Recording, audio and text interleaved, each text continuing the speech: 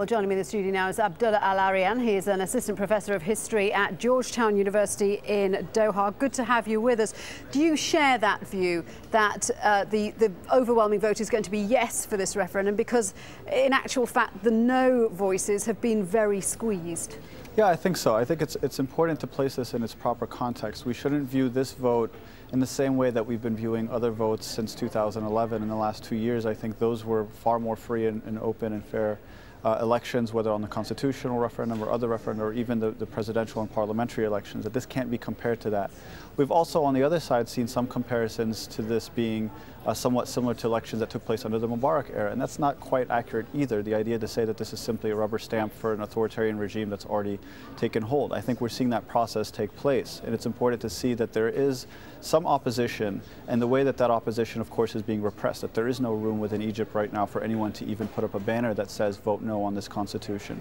So while it is expected to be passed, I think this is due, of course, clearly to the repressive and coercive atmosphere that exists within Egypt right now. The view of the government, of course, is that this is part of its roadmap to a democratic transition, that this will be followed by presidential and parliamentary elections, and that this will induce stability in Egypt. Do you agree with that view?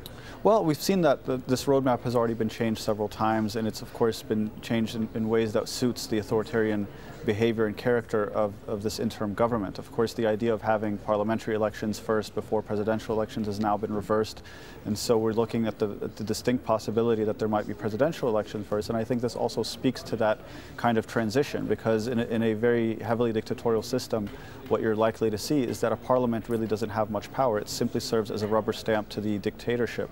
And so if you were to have a parliament elected first, but with no dictator there in place, that certainly wouldn't make sense. And so I think this change would be speaking to that kind of move. It's difficult to see who the opposition would be, given that the proposals appear to be banning the Freedom and Justice Party. Obviously, the Muslim Brotherhood's now a terrorist organisation, and the Al-Noor Party.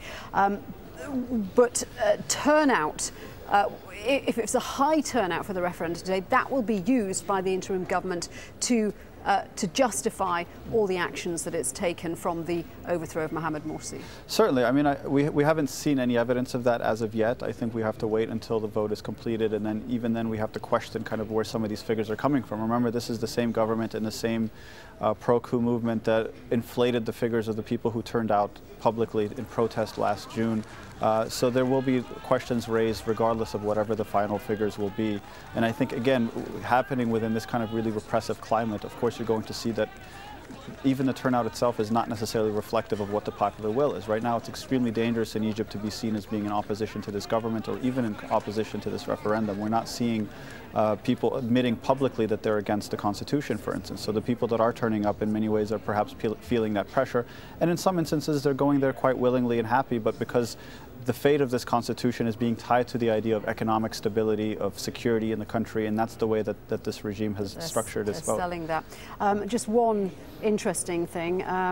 The previous president, who was overthrown, of course, before Morsi, Mubarak, President Mubarak's lawyer, has said that he's made an official request to be allowed to vote. Many will view that as a travesty if he's allowed to vote. Yeah, absolutely. I mean, I think, even if the Mubarak presidency itself is over, but certainly we're seeing signs of figures from that era that have, of course, come storming back into power. And I think this is just his attempt to sort of make his way back into relevance politically. But this is more of a symbolic gesture, I think, to show that he was never truly overthrown. And so that might be something that the government may or may not want to be associated with. And so it'll be an interesting decision. To see whether his request is allowed or not. Abdullah, thank you very much indeed for that. Abdullah Al-Arian there.